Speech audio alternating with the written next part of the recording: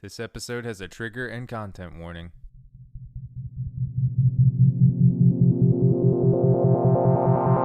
I didn't see you there. Something big is going on here. From hunting ghosts to Bigfoot, paranormal, UFOs, true crime, and more. We won't just be spouting articles. I was researching for your entertainment. Beginning of a new world. The best guac you'll ever fucking eat. True story. It's basically like one day you walk outside and you see that the ants are playing with matches. This is the Black Cat Report. See you on the other side. I confess, having received a videotape with copies of Slivko's films, I did not imagine that I would see such a thing. I did not imagine how wild and depressing the impression these terrible documents would make. It seems that we are used to everything.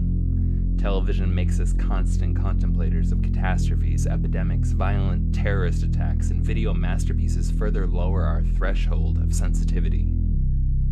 Savoring the bloody scenes of neo-realistic detective stories and sadomasochistic thrillers. However, I assure you that what Slivko shot cannot be reproduced by any author of any horror film. Dead silence. Only a color picture on the screen, and in front of your eyes, a child is dying in agony. Moreover, the sadist, cold-bloodedly fixing the convulsions of the agonizing boy from time to time himself gets into the frame. He not only shoots death, but voluptuously admires it.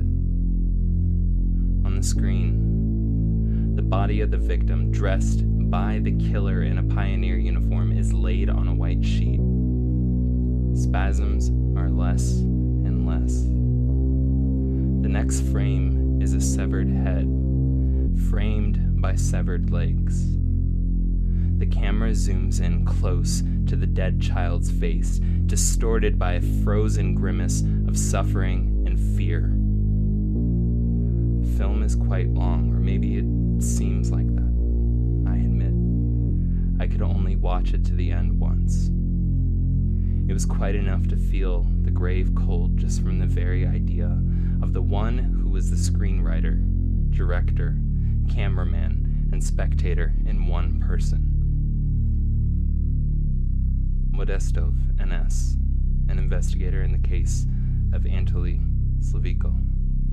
So, today, for episode 10 of the Black Cat Report, we are going to be covering one of the most disturbing, hardest-hitting serial killers in world history.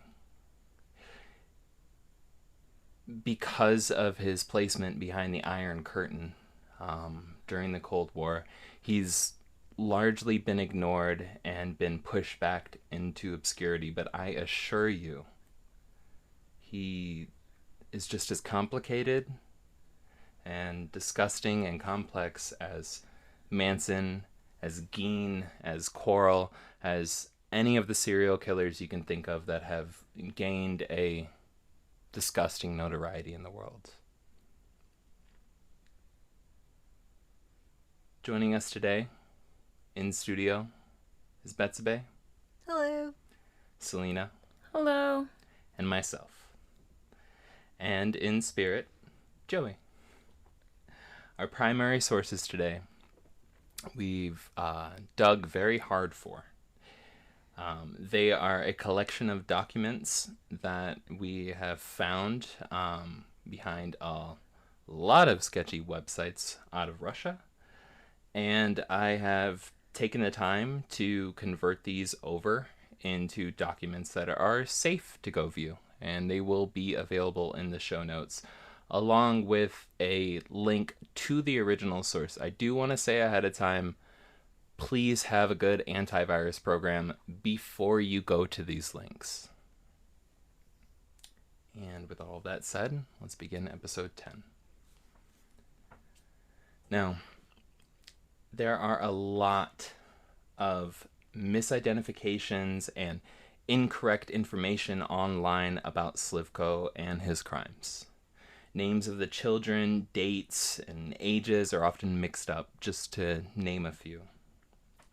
What we would like to provide is a more comprehensive overview of what he did and who was involved, as well as a more solid approach to the events and timeline. Writing the script with me today is Selena, which I'm very stoked about. Hello. We read a lot of messed up stuff.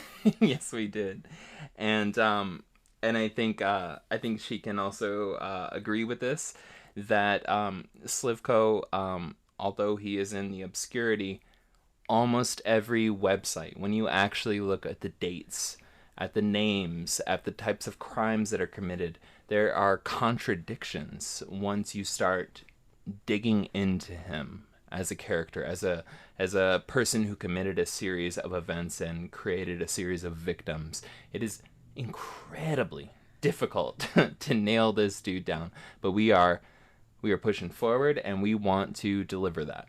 What do you mean by contradictions? Little things. So as we'll kind of discover in this episode, things like major life events that happen to him, and when he commits certain crimes, certain despicable deeds, right? When you actually dig through the research, when you start, going at it, and you start saying, okay, this happened on this date in 1960 whatever, and this happened on this date in 1970 whatever, you start to realize different articles, even on websites that are reputable, are disagreeing by years about what they say. And then you scroll down to the bottom of the page and you try to look at the references, the resources for it, and you're like, oh, they're literally not citing anybody. Yeah. It's very annoying. Well, I mean, all we can say is, we dug in. One of the main resources today is going to be the translation of a Russian true crime TV show, right? And I'm going to give more credit to a Russian true crime TV show that is quoting the detectives. It's quoting the testimony. It's more or less, in a global sense, local to where it's at, than to websites that aren't actually giving references to anything. So found it, very messed up website. Again, please be careful if you go to the link, okay? I'm being serious here. But we dug it, we did the dirty work. We're going to get a safe copy out to anybody who really wants to take the time to read, which you should if you're fascinated, if you're interested. But yeah, that's all I got to say on that. Selena, were you going to say something? Yeah, even with that being a really great source, they completely left out information for 3 murders, and we had to go to a different source to find the information for those murders. Yeah. So it's just like everything was a little bit off with this guy. Like, you couldn't get all of the information from one place. Now let's get into his story. Anatoly Slivko was born on December 28th, 1938, in Iserbash, Russia, to a mother whose name is unknown and a father named Yemelianovich Slivko. At the moment of birth, his umbilical cord was wrapped around his neck, strangling, but unfortunately not killing him. And while this type of accident during childbirth wasn't considered rare at the time, in Anatoly's case, it led to lifelong consequences such as random and severe headaches and a neurological disorder known as psychopathy. But we'll speak more on that later. Wow, he's only 2 years older than my dad. Oh, really? Wow. While later in life, he would claim that he grew up in a troubled home, it is incredibly important to note a couple of things. The first, literally no one in the area remembered or reported his family as being dysfunctional or anything other than an ordinary family in a normal home. The second, his early childhood was during World War II. On June 22nd, 1941, when Anatoly was just 2 years old, the Nazis launched Operation Barbarossa, where they began to invade Russia, effectively ending a prior neutrality that existed between the two countries. This meant at 2 years old Nazis were invading his country. So if he had any type of dysfunctionality in the household, please keep that in context. Like, not going to be easy for any couple, right? Let's think about the families in Ukraine. Let's think about the families in Syria. Let's think about the families all over the world in countries that don't get any attention because their skin has melanin. So, in this context, the Slivko family was surrounded by direct war for the next few years, but so were countless others who did not become serial killers. And I really, really, really want to drive this home. This is not an excuse to become a serial killer. There was something inherent, right? There was something innate. Is there ever an excuse to become a serial killer?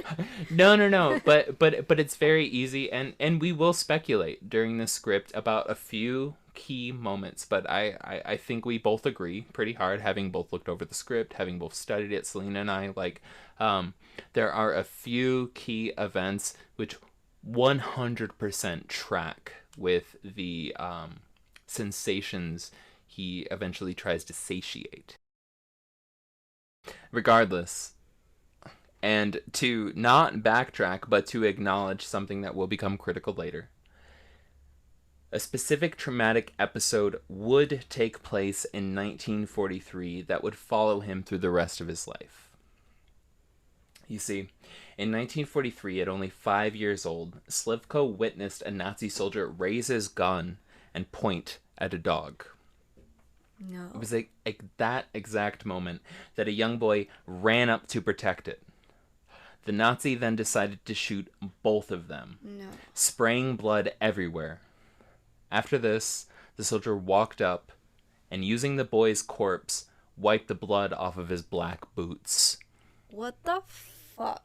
They're Nazis. Fuck all of them. Oh my gosh. So, to fast forward a little bit, a handful of years. They're not better than that guy. No. But yeah, so to fast forward a few years, unsurprisingly, kids growing up around Anatoly's age would act out scenes of war and resistance when they would play. And while Anatoly was known for keeping to himself, there are consistent accounts of him often playing a game with other boys where he would act as a partisan, which is basically a Nazi resistance fighter, who had been captured and standing faithful to liberation until the end. This game would end with him literally being hanged by the other boys, often resulting in Slivko becoming unconscious. Again, key point, keep this in mind. Oh my god. So he's been doing that since he's a baby. Since he was a baby, but like also like, you know, when war takes over your life, that becomes your culture. Yeah. You know, like, let's be real, when that's consuming everything around you, you know, people are dying around you, all the clothes around you, the meanings, the symbols, everything around you, like, war becomes your culture. And so, like, again, not throwing an excuse out there, but but we're pointing to a very specific thing that for whatever reason within Slivko's chemistry, with him as an essence, it carries with him. Almost 100%. like he's building, I guess, like a fetish in a way, you know, like he's like very attracted to that. Very safe, very safe to assume, but I also want to point out a bunch of other kids probably played this game too and didn't go the Slivko route. But for the sake of the story, yes. The only reason why we're pointing out these little moments is because, like, they do 100% track to the end. And if somehow they're disconnected, that's even more incredible than them tracking to the end. That would be surprising. So, foreshadowing. Dun, dun, dun. So, at some point in Anatoly's mid to late teens, the Slivko family moved to a new and fast-growing city, Nevanmusk. Apologies for the pronunciation. I'm from Ohio. So Nevanmusk, aka the city of chemists. During his life here, growing up in a more or less urban environment, young Anatoly began to display a behavior that we now understand as typical in the childhood of serial killers and nearly textbook in terms of being a definition of psychopathy. You see, this is where he picked up the hobby of raising and then calmly slaughtering rabbits. Oh, A hobby considered strange and unnecessary for someone in the area at that time living in an urban environment.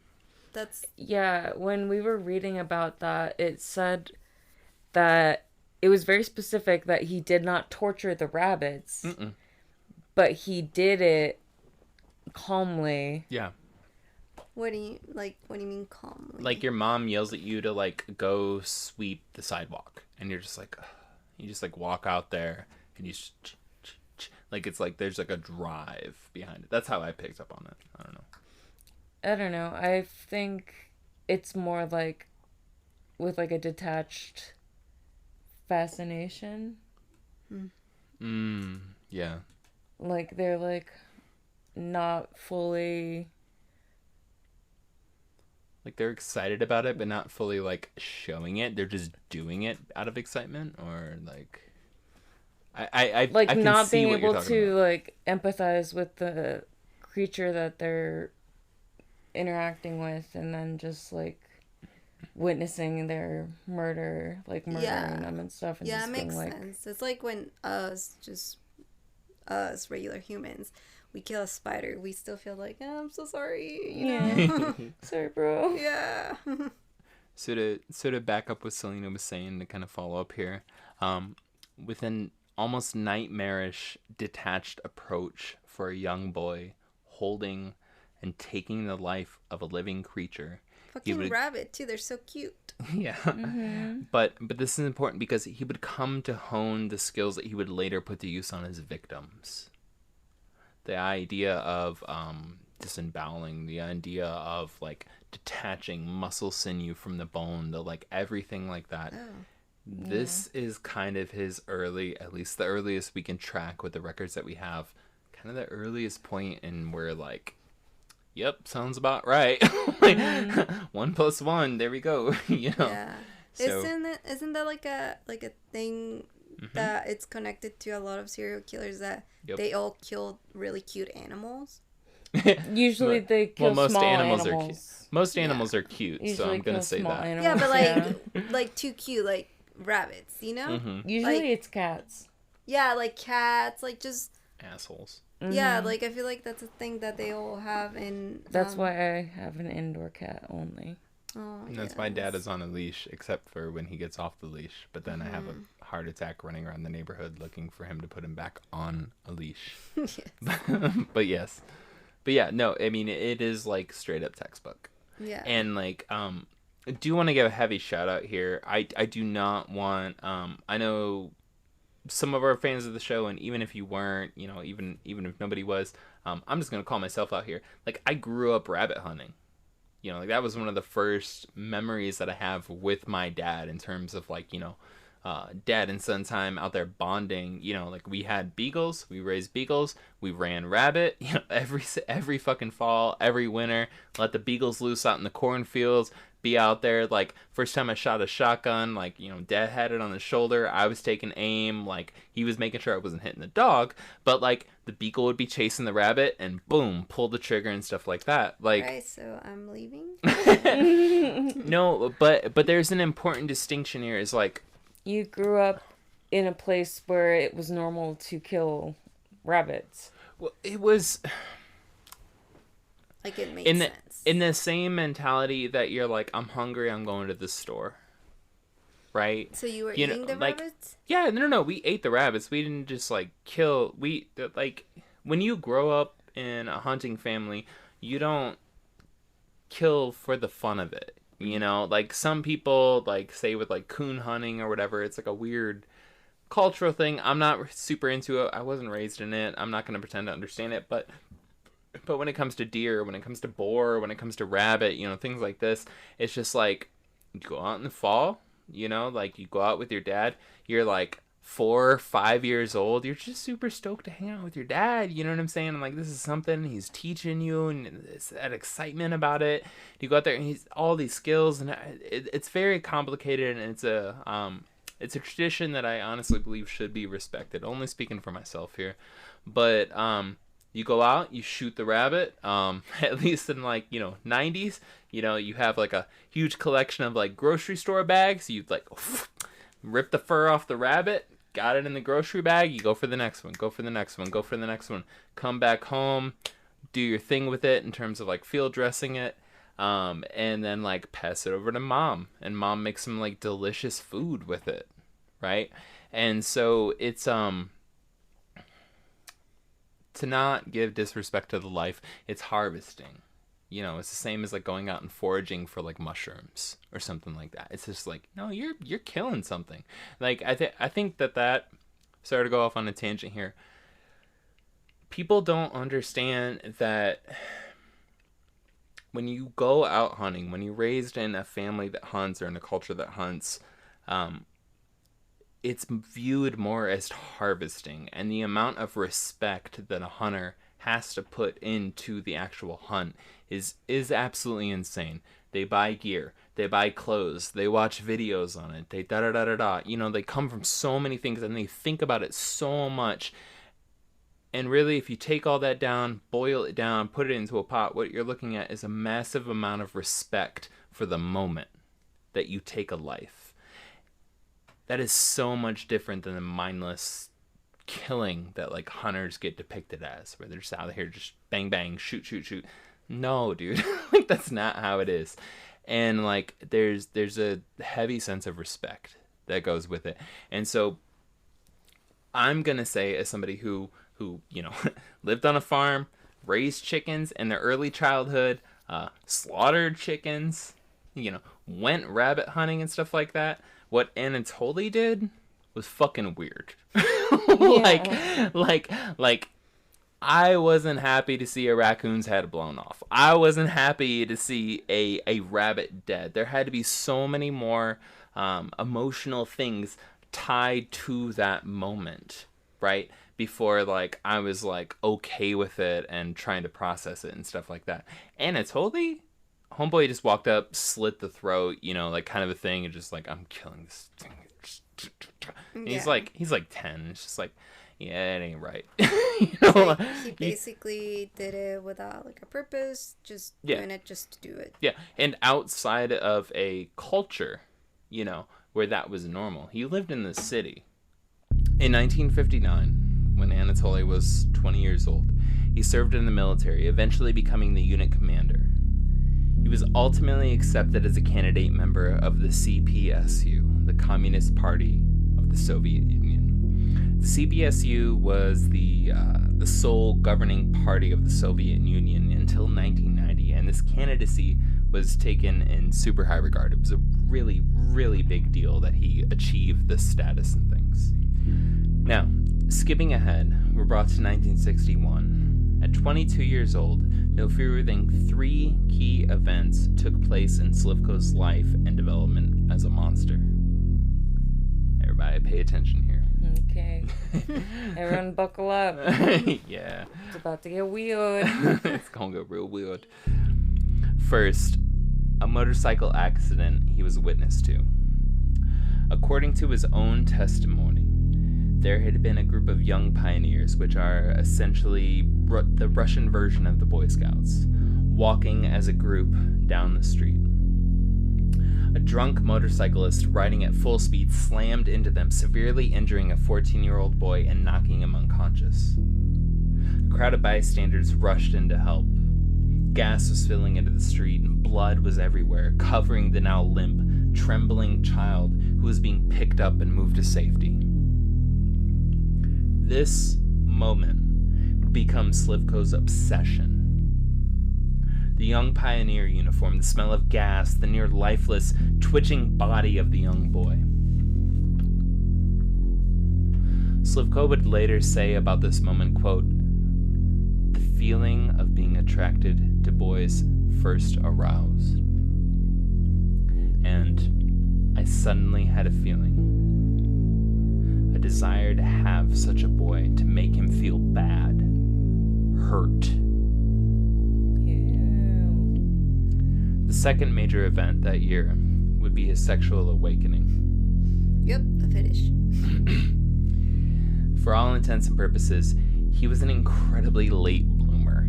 I'm not knocking anybody that is, but I will say at this point in time, bro, it's a problem if it stands out. Like, I'm sorry, I'm saying it. Like, hate me if I say it. But anyways, he was an incredibly late bloomer.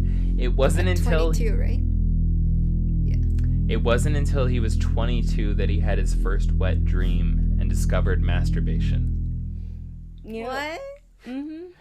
According to his own testimony, quote, I experienced sweet satisfaction. I really wanted to experience this phenomenon again. In the afternoon, I began to masturbate. An erection came, and then ejaculation. But he noticed a strange phenomenon. If he remembered a woman in the process of masturbation, the erection disappeared. I'm offended. He began to notice an increased attraction to boys. End quote. Finally, the third major development. Having been highly recognized and decorated in the military, he received a gift. A quartz movie camera from the government upon his discharge. I thought that was super weird. Yeah, that is a weird gift. Because, yeah, it's like Soviet Russia, and it's like, here's a quartz camera for being in the army. Yeah, like, what the But it turns out when we were reading about it, they were saying that he was, like, really well known for, like, making amateur videos and films. Yeah. And, like, they actually won awards. Oh, yeah. Like, he was, like, straight up talented in terms of, like, films. Yeah. Huh. So they gifted him that camera. It makes more sense if you know that, but we didn't know that when we first read that, and we were like, what? But why? Yeah. But like That's a very thoughtful gift from them, though. But that also... They loved him.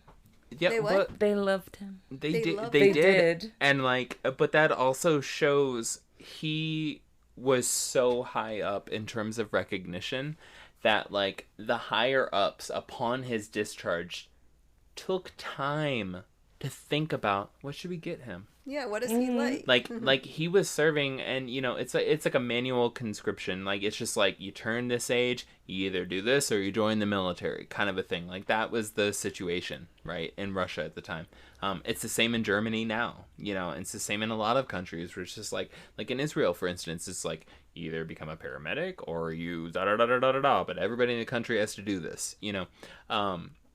It's very common in a lot of countries in the world, and it was the same at this time in Russia. And so basically it was like, all right, you know, you served your couple years, you know, and now you're gonna get discharged from the military. But, like, he made such an impact in his minimal required time in the military that the higher ups who were in charge of whatever the fuck during his discharge are like, you know what we should get him? Like, this dude's, like, really down. We should get him the best camera.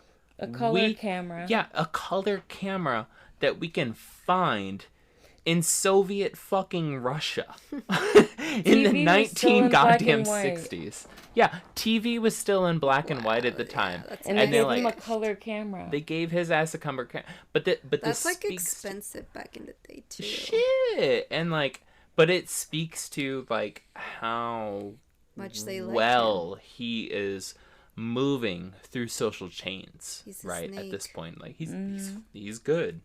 So these three moments, along with the dramatic events noted in his early childhood, will become the foundation for the dark desires he will eventually become consumed by and document. But before he began committing heinous acts on young boys, he was actually pursuing a female. They had held correspondence during his time in the military. The plan was to see her when he was released and possibly propose marriage, but after 3 days with her, he left, not being able to become aroused once. He took this as a sign that there was no future with her, which, good for her. Good for her. Yeah, seriously. Good for her, girl. Like, I'm God sure was watching after you. Yeah, I'm just gonna say, like, I'm sure you tried. I'm sure you were hot. You know what I'm saying? I'm sure you were a dime back in the day. Just the wrong guy. Yeah, everything was wrong with him. Nothing was wrong with you, boo-boo. You were fine. Like, you're like 80 now, but still. Like, just remember this.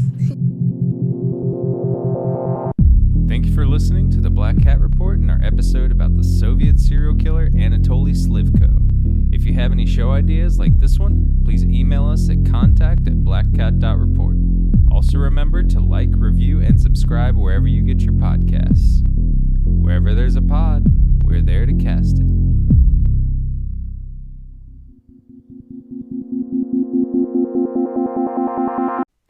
After that unfortunate encounter, Slivko returns to live with his parents in Novomusk. I'm really trying to pronounce it, y'all. And attends the Chemical Technical College. Slivko graduates in 1963 and gets a job as a station wagon operator at the Azot chemical plant.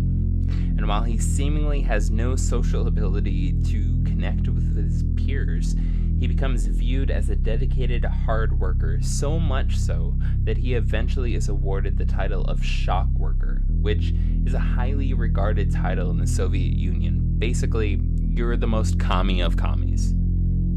In his free time, Slivko began to regularly go on hikes with children. He became known for this and was given a job on a voluntary basis as a young pioneer leader in 1963 at the same school he used to attend. I would like to point out, he's in his 20s or so, and he just starts hanging out with children in nature, and everyone's like, instead of being like, hey, why is that man hanging out with our young children in nature? Yeah. They're like, let's give him a job. He's so good at it. Yeah. But in all fairness, different times, dude. Yeah, they were like, you take care of the kid. Yeah. I mean, isn't that kind of the same as those adult men that hang out with the little Boy Scouts, in a way? That's what they do. Mm-hmm. Yeah. So that was the Boy Scouts back if then. they didn't have the Boy Scout uniform and they were trying to take your kid into the woods for a hike, would you still let them take your kid in the woods for a hike? Yeah. But then again, I can see back then, now, because we have so much knowledge of how creepy that is. Yeah. Even in Mexico, I mean, if I think about it, my parents let me go inside other people's homes and there was no adult supervision, Mm-hmm. Yeah. So I can see back then they were probably like, that's cool. Yeah. No, I mean, it's respect. But when we think about it in terms of those times, we literally have to view it as those times. Yeah. It's monsters Anatoly Slivko that ruined those times. Yeah, he definitely ruined those times. Mm-hmm. Yeah, but before this outbreak of awareness of these monsters existing in different communities that you could relate to your own, it was just seen as something that could happen. Almost in a sense, the manipulation that these monsters held over local communities, right? They were so powerful that they didn't just breach the home. They didn't just dig into the psyche of the people closest to them that they abused, but they actually dug into the psyche of those in the neighborhood. And so on a wide scale, it was normal. Mm-hmm. Because it made sense. Because who would you question? Because if there was somebody in your neighborhood that you did question, well, they had such good reasons and they had such a good way of delivering it to you for rationale and shit like that. Why would you question them? When he started as a young pioneer leader, he was only in charge of planning trips. Even then, they were largely dependent on school administration. This began to get to him. He wanted more freedom and began to differ with the administration before moving to another school. And just as a side note, this was something he would repeat multiple times. He would get into a new school as a young pioneer leader and would basically be like, I want more freedom, I want to be able to do this, I want to be able to do that. And then you'd fight with them, it'd become a whole issue, and then you move to another school. I think this happened 3 or 4 times. Yeah, and then the thing about it, though, was he already pretty much had a club set, and the kids would follow him. Yeah. They would still be in the club no matter what school he went to. They would still go on the hikes with him. Borderline it just kept cult. growing in number, yeah. Yeah, he reached a status of borderline cult following of young children who were just wherever Anatoly goes, that's where we're gonna go. Okay, Because he's the so most fun. Also, just Yeah. question: was he like a good-looking guy or no? Decent. You know, He 'cause, doesn't look like a child, like what you would imagine like a monster to be like. Because, you know, like Yeah. Ted Bundy, He just looks like his a man. thing was that he was a very good-looking guy, and that's why Yeah. people Ted Bundy trusted is him. not a good-looking guy. I'm sorry, all you thirsty white girls out there. He but, like, was a decent, good-looking He guy. that For the record, unibrow, both these that ladies are hook brown. Nose, that friggin' no way, Jose. Yeah, but again, Those, for like, those days, friggin' dead eyes. The for eyes of a those dead days, fish. he was considered because he dressed very well. He was very charming, you know. He wore sweater vests. But that was like the fashion back in the day too. So no, that's he was a why Republican. that's why women He can't be were hot. attracted There's- to him. You know. Damn, girl, you right. Like, I He can was a see why Republican. women were attracted to him and why they trusted him, and so many people trusted him, you know? So that's why I'm wondering about this guy. Was this guy He like a was- good-looking guy? Yeah. Just a white guy is notorious for getting away with more than anyone in history, including, and I want to add, the repertoire of all of Michael Jackson's crimes. It was also during this time as a young pioneer leader that Slivko started to lose control over his urges and began meticulously pursuing the realization of his morbid desires, not only in the set and setting of the acts, but in researching and developing an understanding of human anatomy and the mind. To quote Slivko directly, "In books on medicine, I came across a description of retrograde amnesia, in which, as a result of short-term hanging, a partial loss of memory occurs. Everything connected with experience is erased from it. I decided to experiment." His first victim. It was on June 2nd, 1964 that Slivko would first indulge in his fantasies, or, more so, attempt to recreate them with a non-lethal, quote, medical experiment, end quote. Young Kola, a boy who was only in 5th grade, was lured into the woods with the promise of being in a film that Slivko was creating. After making their way into the forest, Slivko and Kola proceeded to play out scouts, running around and exploring before Slivko finally floated the idea to Kola to participate in, quote, a serious test of endurance, end quote. Kola agreed, and Slivko, after setting up a camera to record, proceeded to attach ropes to the nearby trees before tying them to the boy's arms and around his neck. After this, he tied a rope to his legs, telling Kola it was to help him stretch. Yikes. Finally, Slivko told the boy to pretend he was being tortured and to act like he was suffering, as Slivko began pulling on the ropes tied to his legs, choking the pinned-down boy until he lost consciousness. Oh my god. Once Kola passed out, Slivko began masturbating over him until he came on the boy's shoes. Oh. When Kola awoke, he remembered nothing. Slivko had successfully induced retroactive amnesia and learned the process he would reproduce over and over again, upwards of 44 to 100 times during the next 20 years. Wow. Later that same year, Slivko would take his first life. A 15-year-old homeless boy, later identified as Nikolai Dobryshev.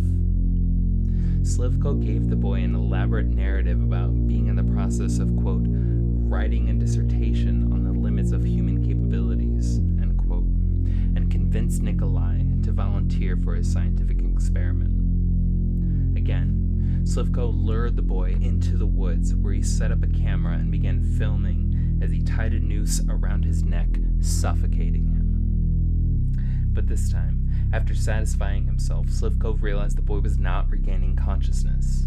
Slivko panicked and began trying to revive Nikolai, giving him mouth-to-mouth resuscitation and massaging his heart. When this failed, Slivko realized the boy was dead. He frantically began chopping up the body before throwing the pieces into the nearby Kaban River and destroying the film and photographs he had taken. How, like, what did he use as a weapon? to chop up his body? I don't know, maybe a knife, an axe, a hatchet, something like that. That's like a lot. He spent time in the military, and I don't know, I'm sure it's something that he probably picked up from like slaughtering animals and stuff. It's like easier to hide.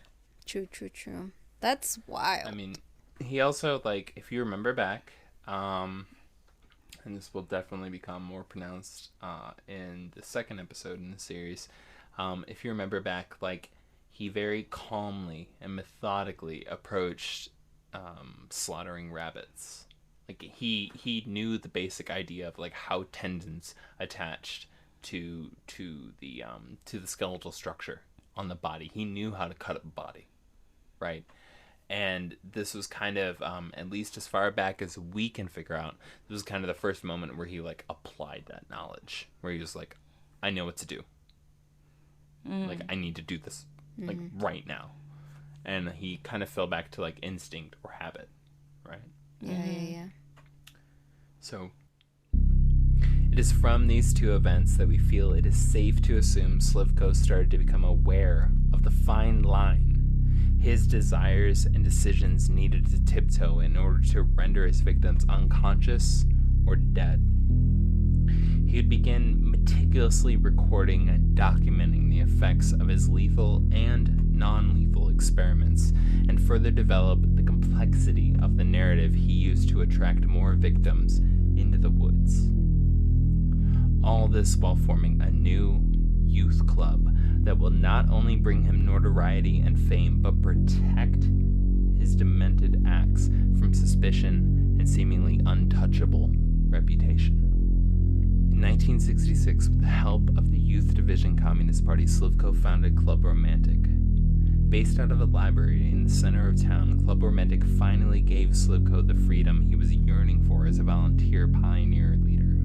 The freedom to be around and plan events for kids. Club Romantic grew quickly, eventually having over 200 kids in it. And I'm not gonna lie, it sounded awesome. Yeah, it sounded really cool.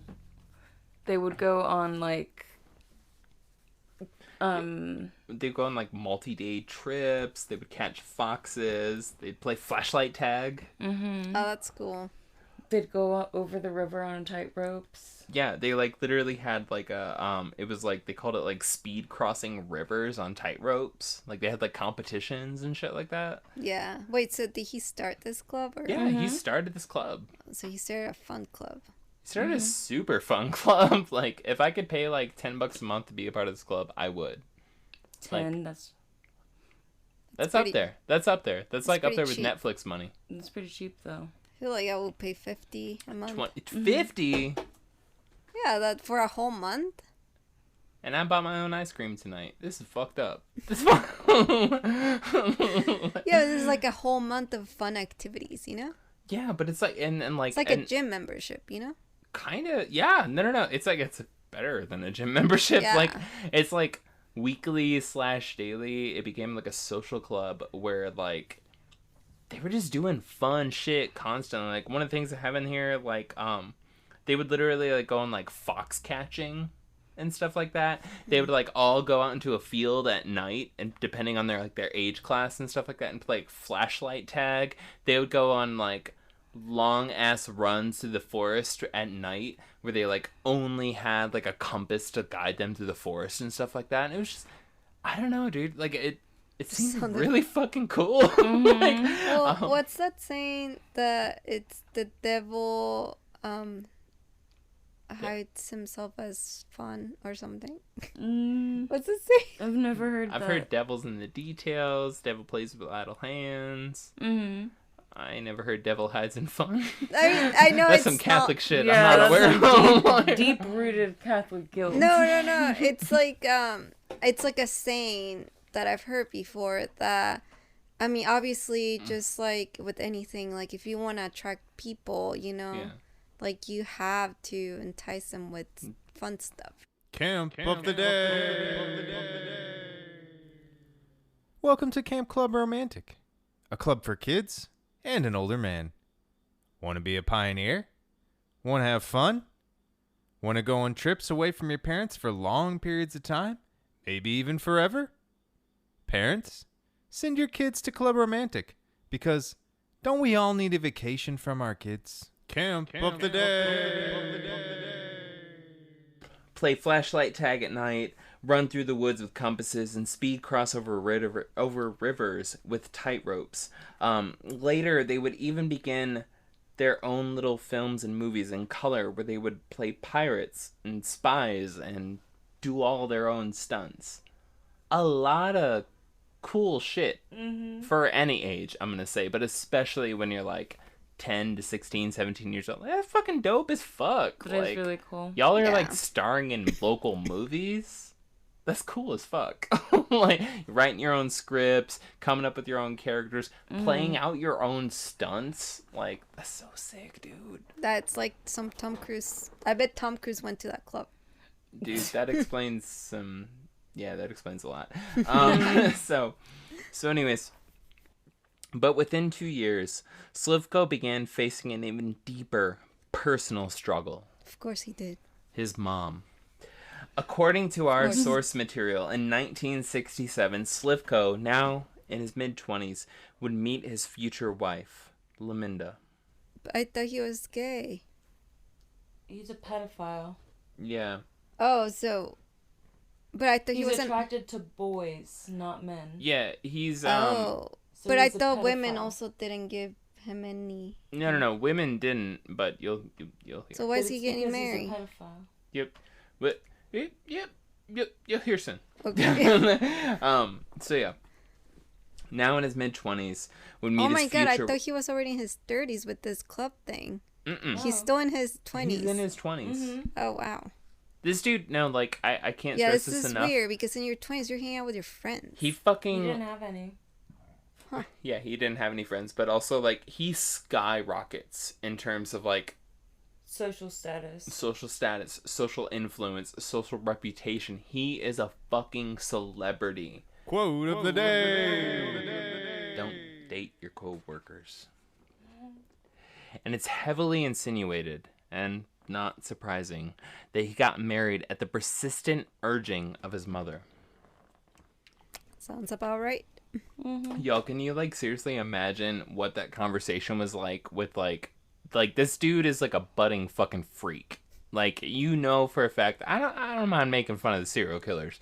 You know, so, like, you're his mom. You're the most, like, I'm the grounding rod to my child's place in the world. You know exactly what the fuck's going on with your kid. Like, let's be fucking honest with you. And, like, your kid's a fucking serial killer. Like, that's a hard lottery to pull, right? And, like, you're trying to tell your kid to get married? I mean, the mom probably knew and sensed there was something off with his kid, you know? But I don't think that's she probably knew. why she thought she wanted him to get married. Yeah. So that somebody could fix him.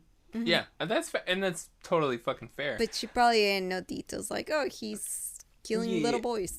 I'm not gonna say that her intuition led her to a defined role in things, but I am gonna say that, like, moms have superstitious abilities, and I'm just gonna throw that out there because My I've mom experienced knows everything them. about me. She just knows. It's weird and it's uncomfortable a lot of times. I can only imagine what the conversation was like for, like, Slivko and his mom.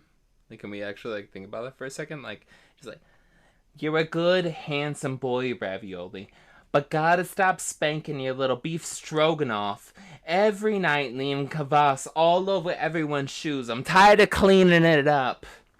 You need to get out there, find yourself a little hot rigatoni to make yourself some little beef raviolis with." Yeah, that went really pasta themed for some reason. I know. I was gonna be like, he's No not fucking Italian. reason. He's not Italian at all. Has nothing to do with anything. He probably Literally has to do with a song that was made up after the fact just because ravioli, rigatoni, and Anatoly There we go. had the same amount of syllables. Back to the store. And that he would. And boy, let me tell you, it was love at first sight. Met my wife Laminda at work. I didn't feel strong feelings before marriage. I didn't touch her. I didn't try, and didn't even kiss her. My wife told me later that she was regarding this behavior of mine as standard of, of modesty, and only for this reason married me. To make matters worse, he found himself unable to perform on his wedding night. Oh, I wonder why. And she had really low standards. She said he didn't want to kiss me or touch me. I'm in love. Yeah. And he was like, cool. Oh, she probably thought that he was being, like, respectful and a gentleman. Oh, that sucks. That's what she said. Yeah, she was like, Jesus, that's why I married you. You're so modest. You're so da-da-da. You're so this. You're so that. You're so respectful. And then he's like, no, I'm just fucked up in the head, babe. like literally came out later. He's like, oh, I'm fucked up. And she's like, I actually didn't like you. I wasn't attracted to you. That's why I didn't. Shit. Oh, that's so sad. So, to make matters worse, he found himself unable to perform on his wedding night, leaving Lumilda self-conscious and eventually seeking help, thinking it was her fault. Damn, he messed her up. Yes. When they ultimately found out that it was not the case, Slivko then sought help himself, but was brushed off by the doctor, who had told him to basically just take a tincture and fuck off. And to kind of add to this, the nurse literally laughed at him when he came into the office. So, not exactly a supportive atmosphere. Somehow, Anatoly and Lumilda managed to get through this, though. And in 1971, their son, Igor, was born, marking the middle of Anatoly's cool-down period as a serial killer. Okay, how? They're married. She knows there's something weird going on. I mean, even... They didn't sleep in the same bedroom. Yeah, well, how are you still married to this After guy? Their first son, they didn't. So if I recall correctly from our source material, Lumilda, she basically she took it all on herself. If she was self-conscious, classic patriarchal. So she was just blaming herself for everything. Yeah, but classic patriarchal structure. It's if something's wrong, it's a woman's fault immediately. 100%. That's how women are raised. That's how men are, taught to treat women. And she's like, fuck, something's wrong with me. It's me. It's this da da da da da. This and that and the other. It's not him. And she takes this on, and then begins to realize it's not me. And actually, when she came home from the doctor, there was a specific line in one of the documents that Selena and I read, where she came back home from a specialist, and to not beat around the bush, her cherry was popped, right, by the specialist. Besides all of that, though, in 1971, their son Igor was born, making the middle of Anatoly's cool-down period as a serial killer. How did she get him to get her pregnant? No clue. Huh. And that's where we'll pick up next week with Anatoly Slivko, Part 2. Thanks so much for listening to the Black Cat Report and our episode on Anatoly Slivko, the Soviet serial killer. We'll be back next week with Part 2. Please remember to like, review, and subscribe. Follow us on Instagram as well. We have a lot of exciting and new content on there. And remember that we can't do this